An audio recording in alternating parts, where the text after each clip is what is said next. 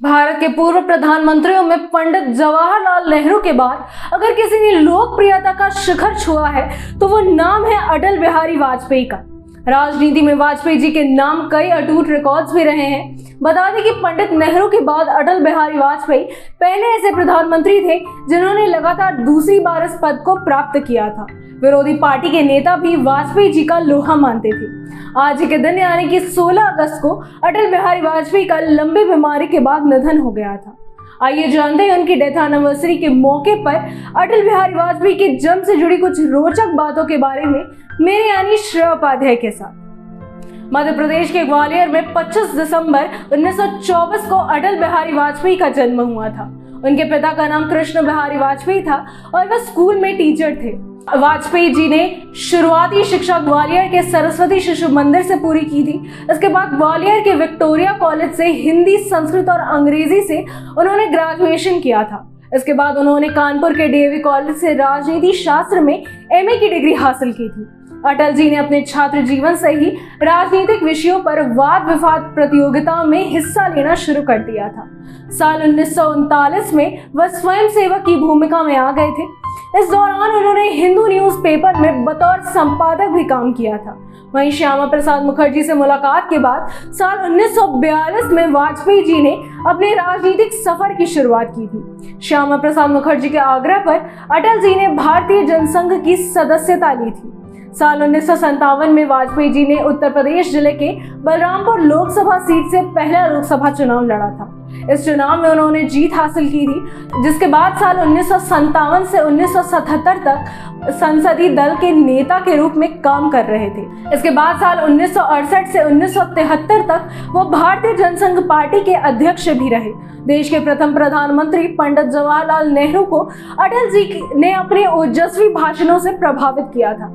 वह अपनी भाषा शैली से सभी पर अपना प्रभाव छोड़ने में सफल हो जाते थे। अटल जी अपने विनम्र और मिलनसार व्यक्तित्व के कारण जाने जाते थे। इसी कारण विपक्ष से भी उनके मधुर संबंध रहे थे। साल 1975 में जब तत्कालीन प्रधानमंत्री इंदिरा गांधी ने आपातकाल की घोषणा की तो वाजपेयी जी ने इसका पुरजोर तरीके से विरोध भी किया था। जब साल 1977 में पहली बार गैर कांग्रेसी सरकार बनी तो मोरारजी देसाई के नेतृत्व में जनता पार्टी की सरकार में वाजपेयी जी को विदेश मंत्री का पद मिला था। इस दौरान उन्होंने पूरे विश्व में भारत की शानदार छवि निर्मित करने का काम किया था। बता दें कि संयुक्त राष्ट्र में अटल जी ने विदेश मंत्री के तौर पर भी हिंदी में भाषण दिया था। ऐसा करने वाले वह देश के पहले वक्ता थे।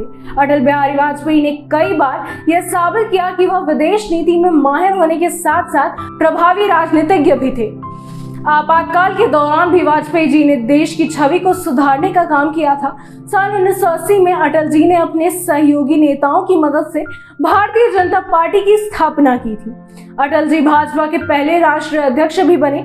बता दें कि 80 के दशक के आखिरी और 90 के दशक के शुरुआती में जब राम मंदिर के मुद्दे को लेकर वाजपेयी जी की पार्टी की छवि कट्टर हिंदुवादी के तौर पर बन रही थी, तब वाजपेयी जी ने पार्टी पर कट्टरपंथी का लगा टैग हटाने का अथक प्रयास किया था। विरोधियों को उनकी पार्टी की नकारात्मक छवि बनाने का प्रयास को वह हमेशा अपने तर्कों से विफल कर देते थे। साल 1996 में जब वाजपेयी जी की 13 दिन की सरकार बनी थी तब अटल जी के भाषणों ने लोगों के मन में पार्टी के प्रति सम्मान जगाने का काम किया था। राजनीतिक जगत में साल 1999 काफी चौंकाने वाला था। यह वह साल था जब अटल बिहारी वाजपेयी की 13 महीने की सरकार गिर गई थी, लेकिन 13 महीने में भी अटल सरकार के काम बोलने लगे थे। उन्होंने पाकिस्तान से बातचीत की पहल कर दुनिया को यह संदेश दिया था कि शांति के लिए भारत कितना अधिक गंभीर है। वहीं कारगिल युद्ध में भी अटल जी अपनी विदेश नीति के कारण दुनिया को यह समझाने में सफल हुए कि भारत पाकिस्तान के साथ युद्ध नहीं कर रहा, बल्कि भारत पाकिस्तान की घुसपैठ और उसके नापाक मंसूबों को नाकाम करने का प्रयास कर रहा है। यही वह समय था जब वैश्विक स्तर पर पाकिस्तान अकेला पड़ गया था और उसे हार का सामना भी करना पड़ा था।